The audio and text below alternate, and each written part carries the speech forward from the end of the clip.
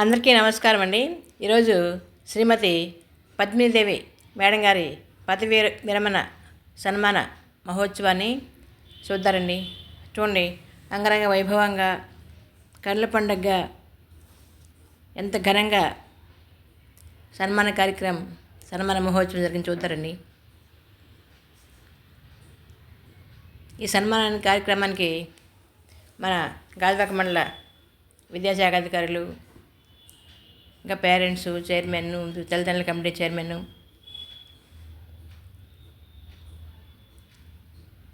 ఉపాధ్యాయులు అధిక సంఖ్యలో హాజరయ్యారండి. మన ఎంఆర్సీ గాజువాక స్టాఫ్ అని చూడండి, అంత ఘనంగా సన్మానిస్తున్నారు చూద్దారని.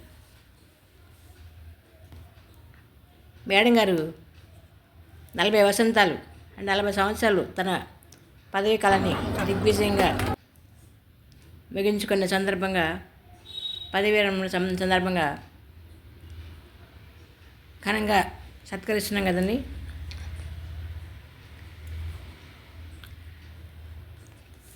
పద్మిని మేడం గారు సహృదయులు, సహనశీలి, సౌజన్యమూర్తి, సమర్థులు. ఎంతోమంది భావితరాలకు ఆదర్శప్రాయులైన మేడం గారి పదవీ విరమణ ఒక రకంగా మనకు బాధగా ఉన్న నేటి పరిస్థితుల్లో పదవీ విరమణ ఒక అద్భుతమైన వరంగా, అదృష్టంగా మనం భావించాలి. మేడం గారు తన విజ్ఞానపు జరులతో విద్యా క్షేత్రంలో శ్రమించి అనేక విద్యా ఫలాలు, సిరులు పండించి అక్షర జ్యోతులను ఎంతోమంది విద్యార్థుల జీవితాలలో వెలుగు నింపిన ఆశా జ్యోతి.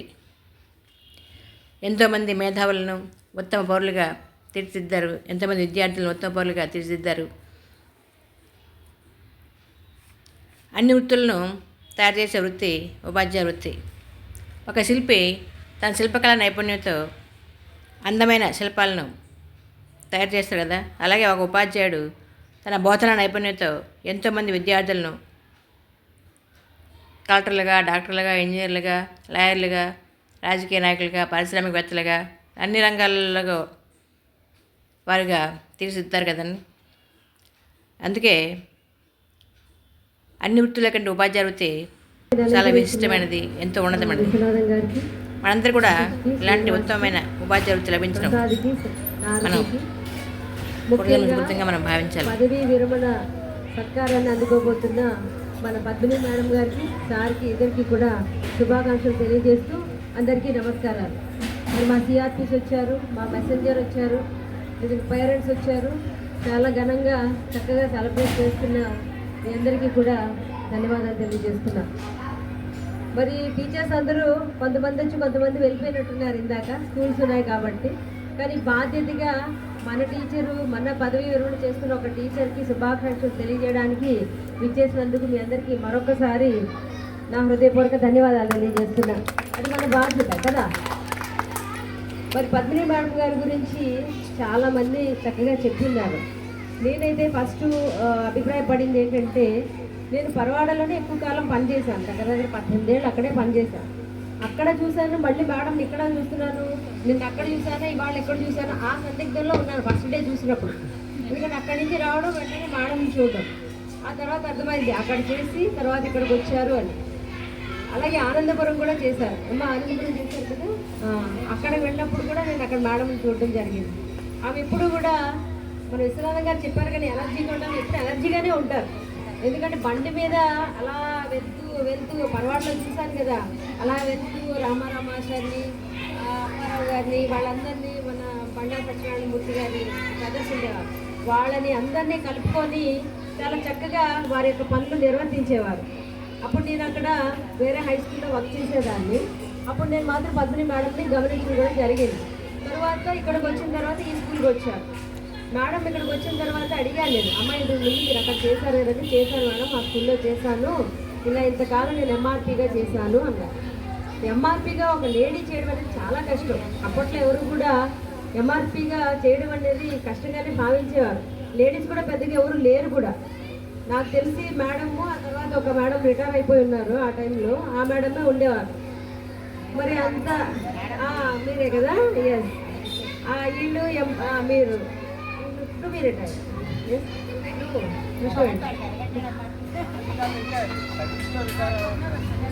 సో కాబట్టి ఎంఆర్పి చేయడం అనేది చాలా కష్టం. అప్పుడే మేడంకి ఒక కమిట్మెంట్ ఉండేది. కమిట్మెంట్ ఉంది కాబట్టి పాఠశాలకి ఏమి అవసరం, ఏ స్థలం కావాలి, పిల్లలు చదువుకోవడానికి ఎంతవరకు అవసరం ఉంది, ఏమి కావాలనేది ముందుగానే భావించి మన కోరమండపాలెం స్కూల్ కానీ అదేవిధంగా పరవాడలో స్కూల్స్ కానీ కావాలని అన్నారు. నేను అనిపించడానికి అంటే ఎక్కువగా ఏంటంటే రిటైర్ అయిపోతున్నారన్న ఫీలింగ్ అయితే ఉంది మేడంకి. పిల్లలతో గడిపే సమయం తగ్గిపోతుంది అని, అంతే, మరేమీ కాదని నాకు అర్థమైనంత వరకు. కాబట్టి మరి మేడం దేవుడు ఆయురారోగ్య భాగ్యాలు ఇవ్వాలని, పిల్లలందరినీ ఆమెని ఆరోగ్యంగా ఎల్లప్పుడూ ఉంచాలని, మనం ఏదైనా పని ఉన్నా కానీ స్కూల్కి కానీ కావాల్సిన అవసరాలు ఉంటే పిలిస్తే పలుకుతారని కోరుకుంటూ మీకు మరి దీవెనలు భగవంతుడు ఇవ్వాలని కోరుకుంటున్నానమ్మా. Thank you. తప్ప వయసును బట్టి ఎంత మాత్రము కాదు. చెప్పాను కదా, వయసు అనేది కేవలం శరీరానికి. ఎప్పుడైతే కొంత ఏజ్ వచ్చిందో జనరల్గా 50 ఇయర్స్ దాటిన తర్వాత నా వయసు 50, నేను ఇంకా పెద్దోడిని అయిపోయాను అనేటువంటి ఆలోచనలతో ఉంటే వాళ్ళకి త్వరగానే వృద్ధాప్యం వచ్చేస్తారు. ముఖం ముడతలు పడిపోయి శరీరం అలాగే ఉపాధ్యాయ బృందం అందరికీ కూడా నా యొక్క హృదయపూర్వక నమస్కారం తెలియజేస్తా ఉన్నాను. ఒక ఉద్యోగ జీవితంలో పదవీ విరమణ అనేటువంటిది ఒక భాగం కాబట్టి ఆ సర్వీస్ దగ్గర పడుతుండగానే మానసికంగా సిద్ధపడిపోతారు ప్రతి ఒక్కరు కూడా. తెలుసు, ప్రతి ఒక్కరు సర్వీస్లో ఉన్నప్పుడు అందరి దగ్గర కలిసి ఉంటాం కాబట్టి చాలా యాక్టివ్గా ఎనర్జెటిక్గా ఉంటాం. అయితే రిటైర్మెంట్ అయ్యేసరికి మరి గాలి తీసిన ట్యూబ్లాగా అయిపోతూ ఉంటారు కొంతమంది. అందుకనే రిటైర్మెంట్ అయ్యే ముందే మానసికంగా సిద్ధపడాలి. ఎందుకంటే ఉద్యోగంలోకి రావడం అనేటువంటిది ఎంత వాస్తవమో, వచ్చిన తర్వాత మన సర్వీస్ పూర్తి చేసుకున్న తర్వాత రిటైర్మెంట్ కూడా అంతే వాస్తవం. కాబట్టి మనం వాస్తవంగా ఆలోచిస్తే కనుక దీంట్లో మనం దిగులు పడాల్సినటువంటిది ఏమీ కూడా లేదు. తర్వాత ఈ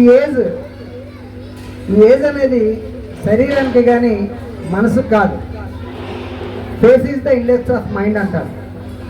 మన మనసులో ఉన్నటువంటి భావాలు ఆలోచనలు బట్టే మన ముఖ కవలికలు కూడా ఆధారపడి ఉంటాయి. అందువల్ల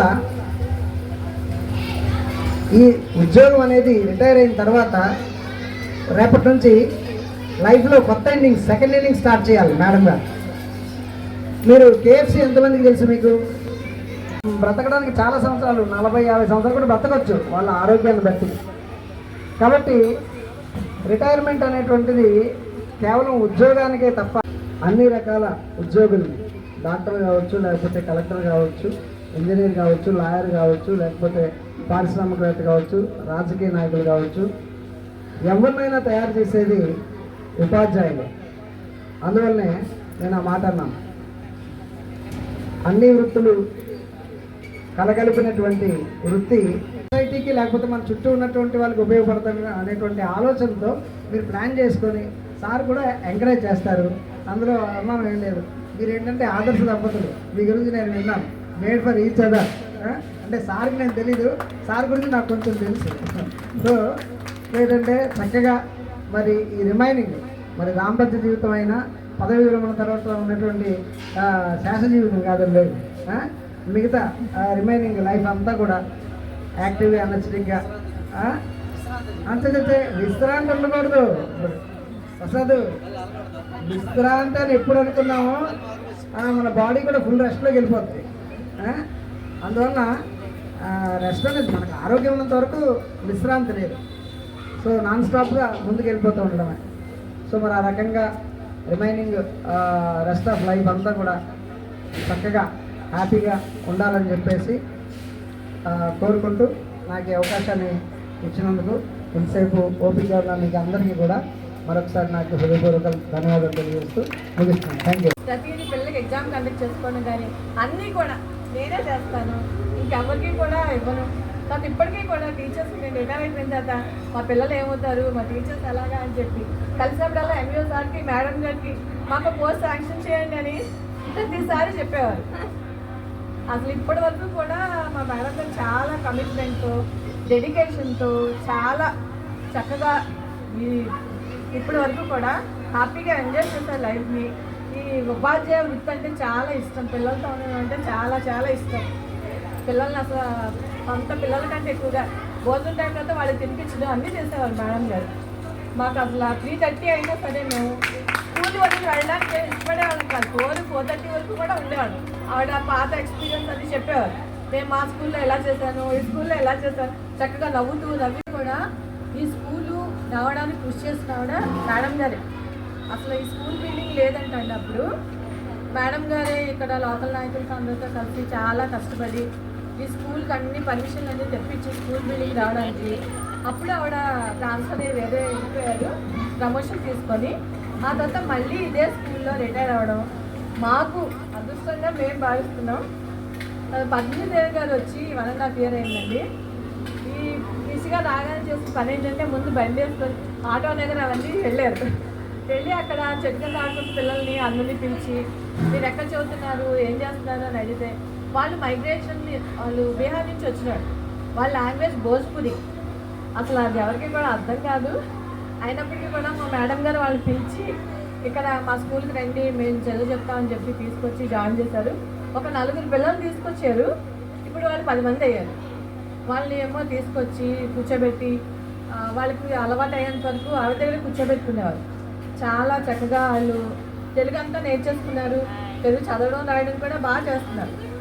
అలా ఇప్పుడు ఒరిస్సా నుంచి వచ్చిన వాళ్ళు ఉన్నారు, మైగ్రేటెడ్ పీపుల్ ఉన్నారు, బీహార్ నుంచి వచ్చిన వాళ్ళు ఉన్నారు.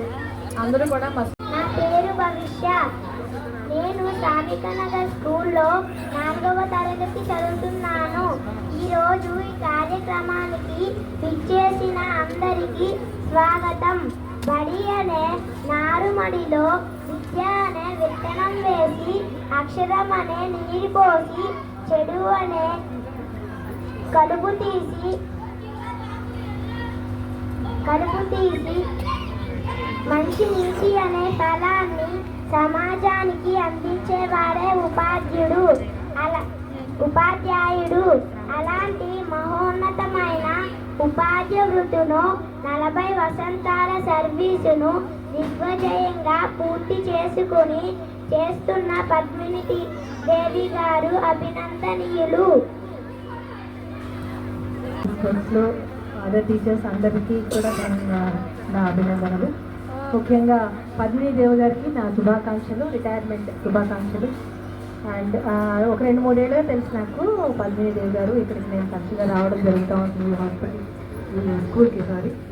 సో ఆవిడ చక్కగా ఎంతో ఫ్రెండ్లీగా, ప్లస్ స్కూల్ పట్ల ఎంతో కన్సర్న్డ్గా, ఎంతో థ్యాంక్ఫుల్గా, ఇంకా ఏం చేద్దామని హడావుడి పడిపోతూ ఉండేవారు ఆవిడ. That shows her dedication. అట్లాంటి టీచర్స్ కావాలి ఇప్పుడు అందరికీ కూడా. So a teacher is not an ordinary person. He holds your hand and he opens your mind and he touches your heart. అంటే మా పిల్లల్ని నడిపించాలి, వాళ్ళకి ధైర్యాన్ని ఇవ్వాలి, వాళ్ళ యొక్క ఆలోచనల్ని, వాళ్ళ మనసుని వికసింపజేయాలి, వాళ్ళ హృదయాన్ని కదిలించాలి. అలాంటి టీచర్స్ కావాలి. అలాంటి కొద్దిమంది టీచర్స్లో పద్మినీదేవి గారు కూడా ఒకరని అనుకుంటున్నాను.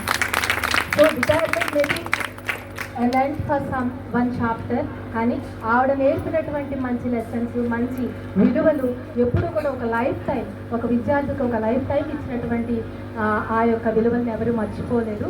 అది జీవితకాలాలు ఉంటుంది ఆవిడ నేర్పిన పాఠాలు.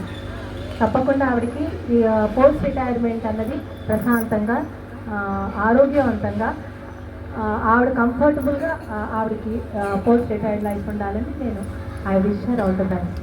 Thank you. పర్వాలేదు చేసేవారు. అది కూడా మేడం గారు చాలా వర్క్ డెడికేటెడ్ అనమాట. మరి ఈ ఎవరికి ప్రతి ఒక్కరికి కూడా రిటైర్మెంట్ అన్నది సహజం. మనం వస్తూ ఉంటాం, రిటైర్మెంట్ అవుతుంది హ్యాపీగా. ఈ రోజుల్లో రిటైర్మెంట్ ఎంత వేగంగా తీసుకుంటే అది మంచిది. అందువల్ల మేడం గారు రిటైర్మెంట్ అయిపోయారని హ్యాపీగా ఉన్నా తప్పించి అయ్యో నేను రిటైర్మెంట్ అయిపోయాను, అయ్యో రేపు నుంచి స్కూల్కి రానా అని లేదండి. హ్యాపీగా చక్కగా ఉంటారు. అది అది ఆ మటుకు గ్యారంటీ అండి. ఈ రోజులో నేను ఒక్కనే కాదు, మా టీచర్లు అందరి అభిప్రాయం కూడా అదే. నాకు తెలిసి మా టీచర్లే కాదు, మా స్టేజ్ మీద మా ఎంఈ మేడం గారు సార్ కూడా ఏంటి నేను రోజు అర్జెంట్గా ఈ వర్క్ చేయాలంటే పాపం వాళ్ళకి ఫైన్స్ వస్తున్నాయి, వాళ్ళే మమ్మల్ని అండి, వాళ్ళకి ప్రెజర్ మమ్మల్ని. స్కూల్కి రాగానే ఫస్ట్ అక్కడ అట్మాస్ఫియర్ కానీ స్కూల్ చూసి ఒక సిటీలో ఒక విలేజ్ వాతావరణాన్ని కల్పించేటట్టు మంచి పాఠశాల అండి. అయితే అక్కడ స్థానిక కార్పొరేటర్ గారు నేల కోటేశ్వర గారు సహాయం తీసుకుని పద్మిదేవి మేడం గారు చాలా ఫైట్ చేశారంట. నాకు తర్వాత విషయం తెలిసింది, ఇది ఇంత ఈజీగా రాలేదు ఈ పాఠశాల అని చెప్పి. కోటేశ్వర గారు కూడా చాలా కష్టపడ్డారు. అదేవిధంగా మేడం గారి కృషి అయితే మాత్రం చాలా ఉందండి. తర్వాత నాకు పూర్తిగా అర్థమైంది. అంతే ఇదే కాకుండా మేడం గారు సర్వీస్ పరంగా చాలా కృషి చేశారు. పాఠశాలలో కానీ ఇంకా చాలా సమాజ కార్యక్రమాల్లో కూడా పాల్గొన్నారు. ఇప్పుడు మేడం గారు అందరూ కూడా ఒక విషయం చెప్తుంటారు, ప్రస్తుతం ఉన్న తరుణంలో రిటైర్మెంట్ అనేది ఒక వరంగానే భావించాలి. ఎందుకంటే గతంలో ఉన్న స్వేచ్ఛ వాతావరణం అయితే ఇప్పుడు లేదండి. విశ్వనాథన్ వారికి మా నమస్కారాలు. అలాగే ఈరోజు సన్మాన కార్యక్రమం అందుకుంటున్న మేడం గారికి ప్రత్యేక ధన్యవాదాలు తెలియజేస్తున్నాను. ఎందువల్ల ధన్యవాదాలు ఎందుకని అంటున్నానంటే ఈ రోజుల్లో ప్రతిరోజు కూడా కఠిన స్వామి లాంటిదే. అందువలన భగవంతుడు మేడం గారికి శాస్త్ర జీవితం ఆరోగ్యాలు ప్రసాదించి శుభ్రంగా హ్యాపీగా ఇంట్లో ఉండాలని కోరుకుంటున్నాను. అదేవిధంగా నేను పెదగంచాడ మండలంలో పనిచేసినప్పుడు మేడం గారు గాజువాక మండలంలో పనిచేసేవారు ఎంఆర్పీ గాను. నేను వచ్చి ఒక 1.5 year అయింది. అయినప్పుడు కూడా మేడం గారు కొంచెం అబ్బాయిల దగ్గరికి వచ్చి వెళ్ళేవారు. ఇంకా మేడం గారు ఏమనుకున్నారంటే ఇంకెందుకు హ్యాపీగా రిటైర్మెంట్ అయిన తర్వాత శుభ్రంగా హ్యాపీగా మా కొడుకులతోనే మనవాళ్ళతోనే హ్యాపీగా అక్కడికి వెళ్ళి ఉండిపోదాం అని అనుకుంటున్నారు. అది ఇంకా భగవంతుడు మేడం గారికి మంచి ఆరోగ్యాలు ఇచ్చి అలాగే మన వాళ్ళతోనే హ్యాపీగా ఆడుకోవాలని ఆ భగవంతుడు కోరుకున్నాను. నిజంగా ఇందాక మా శ్రీనివాస్ చెప్పాడు కదండి, ఆ కూరమనపాలెం ఆ స్కూల్ దగ్గరలోనే, పాత స్కూల్ దగ్గరలోనే మా ఇల్లు. నేను ఇప్పుడు కొత్త స్కూల్ దగ్గరికి పాత స్కూల్ మధ్యలోనే ఇల్లు. మేడం గారు చాలాసార్లు చూసామని, అది చాలా చిన్న రూమ్లోని ఒక కమిటీ హాల్లో ఆ స్కూల్ ఉండేదండి. తర్వాత మేడం గారు ఎంఆర్పీ చేసిన తర్వాత నేల కోటేశ్వరరావు అయితే పద్మినీదేవి మేడం గారితో అయితే నాకు పరిచయం అనేది చాలా తక్కువ అండి.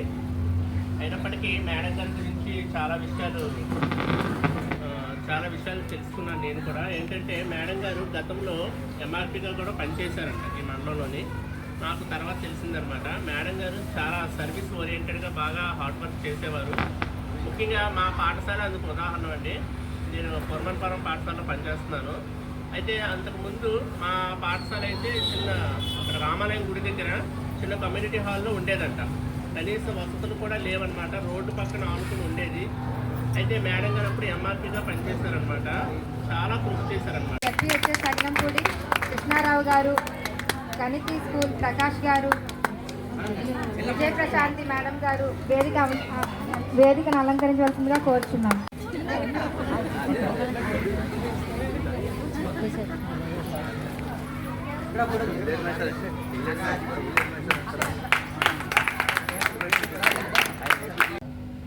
మన సంఘ నాయకులు అయినటువంటి న్యూట్రియఫ్ నాయకులు శ్రీనివాస్ గారిని మాట్లాడవలసిందిగా ఆదరంగా ఆహ్వానిస్తాం.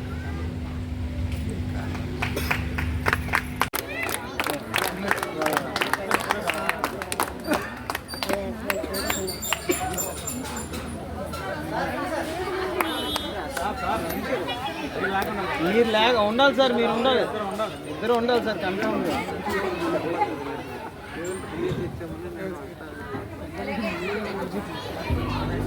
అలాగే శ్రీ జమాఖాన్ గారు కూడా వేదికలోకి రావాల్సిందిగా కోరుచున్నాం. మేడం గారిని వేదికను అనుకరించవలసిన సాధారణంగా ఆహ్వానిస్తున్నాం. దంపతులు ఇద్దరు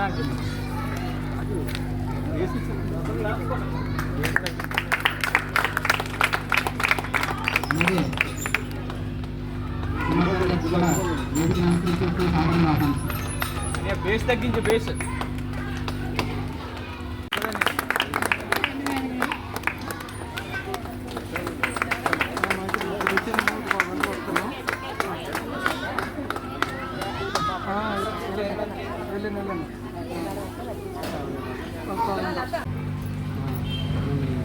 ఉపాధ్యాయులు అయితే మేడం గారు మా పర్వాలో చేసినప్పుడు కొంచెం అంటే మేము అప్పుడు ఇంకా స్టడీస్లో ఉన్నామండి. స్టడీస్లో ఉన్నప్పుడు మా పర్వాల స్కూల్లో మేడం గారు చేశారు.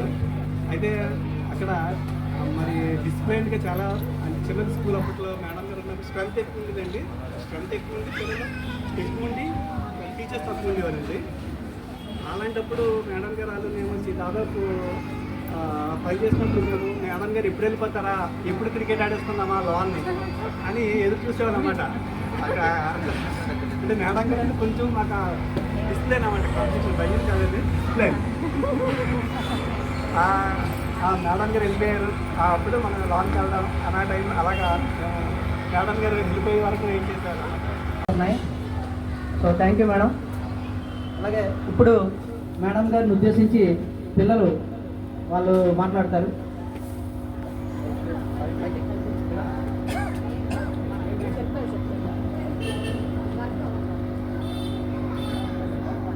Very good afternoon to the respected MU sir, MU madam, teacher and parents.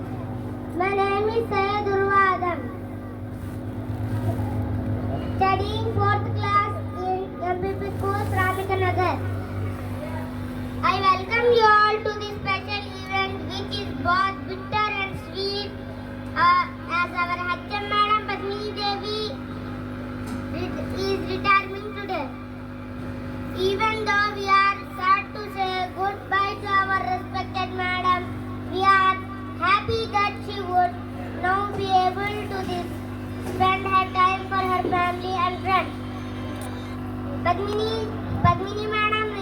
Padmini Madam worked for around 40 years as a teacher. She gave a great contribution.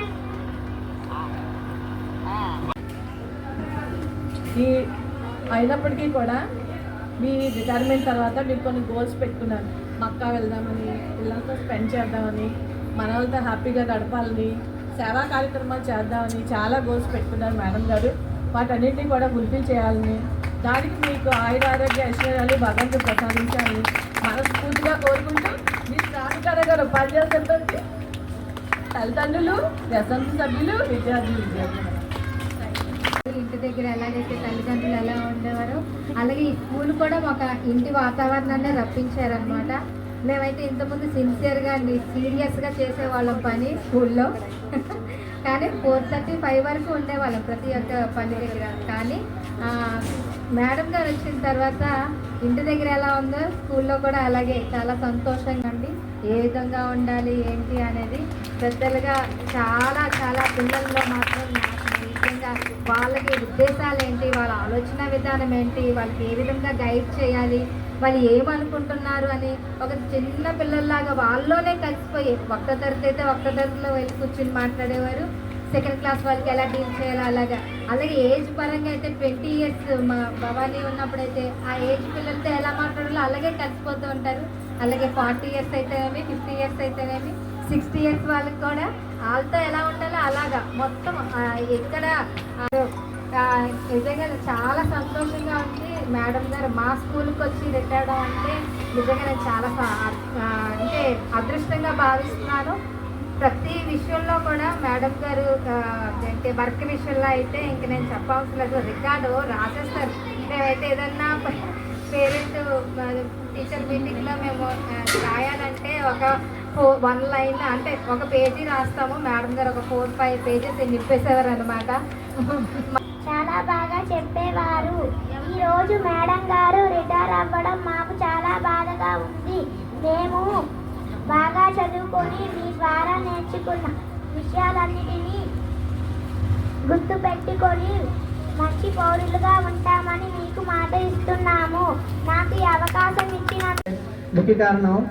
అందుకనే అంటారు టీచర్కి ఇప్పుడు రిటైర్ అయినా చనిపోయినా బతుకున్నా ఎక్కడున్నా కూడా టీచర్ అనే గౌరవిస్తారు మిగతా వృత్తుల కన్నా.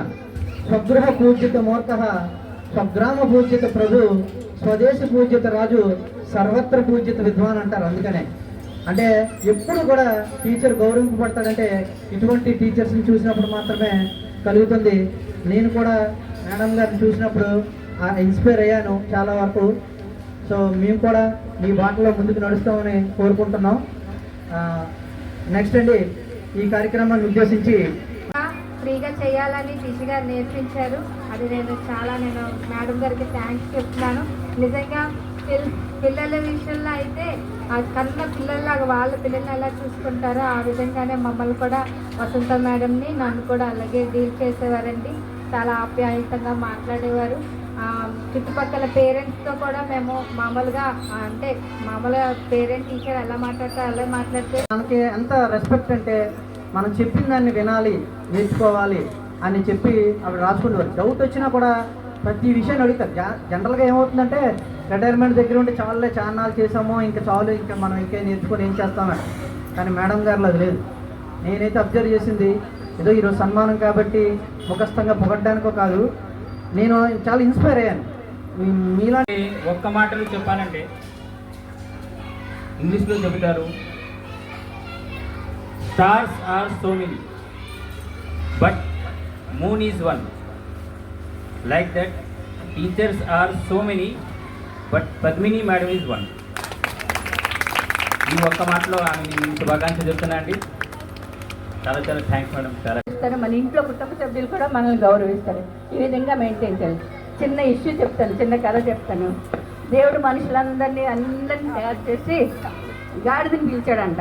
పిలిచి నీకు 40 సంవత్సరాలు ఇస్తున్నాను బ్రతుకు అంటే, గాడిద అందంట నాకు 40 సంవత్సరాలు వద్దు, 20 సంవత్సరాలు చాలు, నేను బతికేస్తాను అందంట.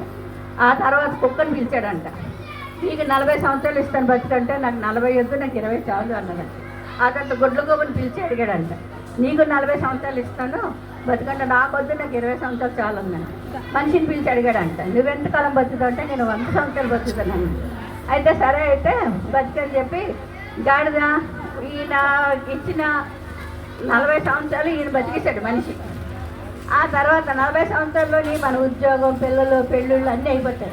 40 సంవత్సరాల్లోని గాడిద బరువు, ఆడ పెళ్ళిళ్ళు చేయడం, ఆ కొడుకుని తేవడం, ఈ గోడలు తీసుకెళ్ళడం, గాడిద బరువు అంతా మోస్తాం. ఆ గాడిద వదిలేసి 20 సంవత్సరాలు ఉంది కదండి, అది మోసేస్తాం. అది అయిపోయింది. ఇలా మనం ఏం చేసాము, మన 40 బతికేసాము, గాడిద 20 బతికేసాము, ఇంకొక 20 ఉంది, అది 80కి వచ్చాం. ఒక్క బతుకు. పెద్ద కొడుకు అంటాడు, ఏంటి ఎప్పుడు నా దగ్గరే ఉన్నావు, నీ చిన్న కొడుకున్నాడు కదా ఆడిని ఆడితే తెల్లబెట్టంటే ఆ సంచి పెట్టి కుక్కలుగా అక్కడికి వెళ్దాం. నీకు మాతో పాటు కూతుళ్ళు ఉన్నారు కదా, కూతురు దగ్గర తెల్లబెట్టానంటే మళ్ళీ ఆ సంచి పెట్టుకుని హాయిగా ఆనందంగా సంతోషంగా ఆడుతూ పాడుతూ గడపాలని, అశేష విశేష ఆయుర ఆరోగ్య మహా ఐశ్వర్యమై అలరారుగాక అని ఈ మా ప్రియతమ జీ పద్మినీదేవి గారికి అభినందన తెలుపుతున్నాము.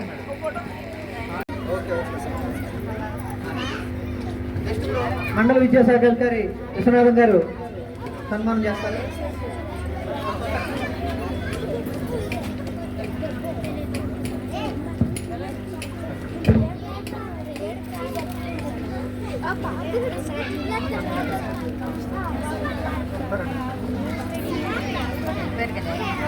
నాడు నేడు విశ్వవిపణిలో సింహభాగాన్ని స్థిరీకరింపజేసుకున్న మహావిశాఖ నగరంలో ఎన్ఏడి హై స్కూల్లో ప్రాథమిక విద్యాభ్యాసం నుండి హై స్కూల్ వరకు ఎస్విఎల్ఎన్ కాలేజీలో కళాశాల విద్య, డిగ్రీ, భీమునిపట్నంలో ఉపాధ్యాయ శిక్షకురాలివై నీ విద్యాపర్వం హృదయ సర్వం. సమయపాలన ఆమె ఊపిరి, క్రమశిక్షణ ఆమె శ్వాస, అంకిత భావము ఆమె దైవం.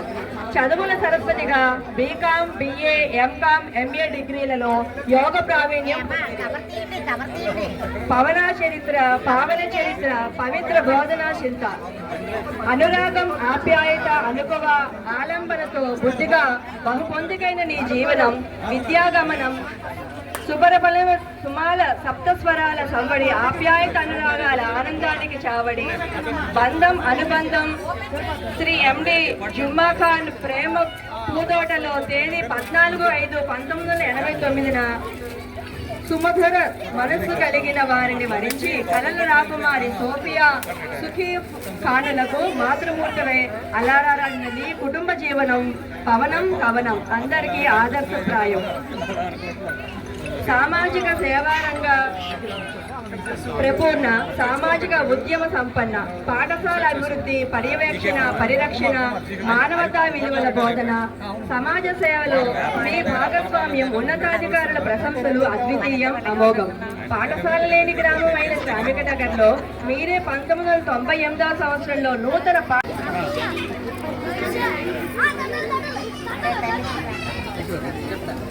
అలాగే అగనంపూడి మేడం గారు కూడా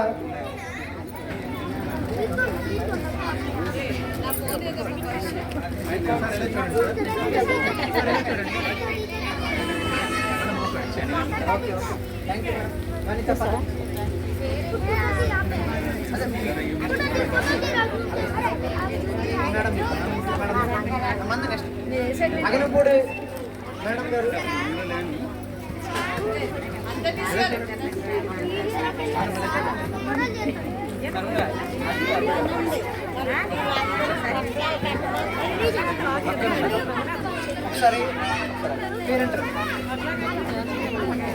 ఇప్పుడు ఈ పాఠశాలకు సంబంధించినటువంటి పేరెంట్ మేడం గారికి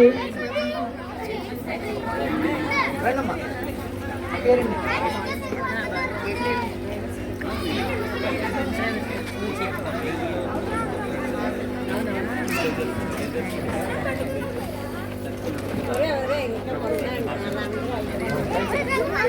ఇప్పుడు నెక్స్ట్ పిఆర్టీ యూనియన్ చేస్తుందండి.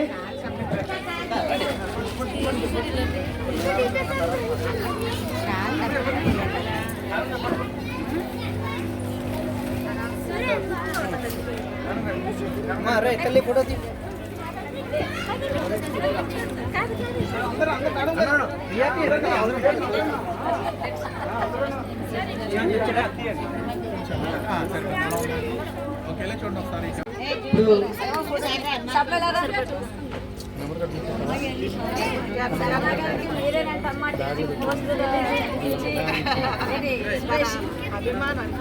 సైడ్ చేయండి. అరే ఫోటో తీరా పాప ఉంటుంది.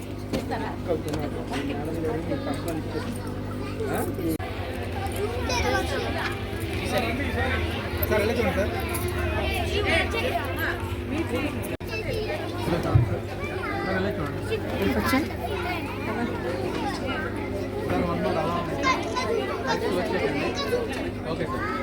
సార్. యూటీఎఫ్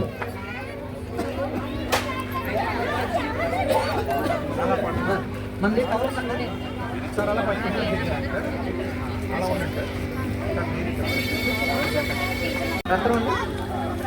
రత్నం ప్రభాకర్ గారు కంచె హై స్కూల్.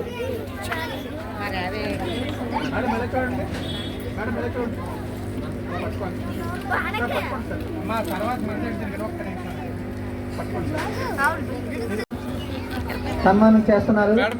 అలాగే సూరికల మేడం గారు కూడా సన్మానం చేస్తున్నారు. నెక్స్ట్ మండల విద్యాశాఖ అధికారి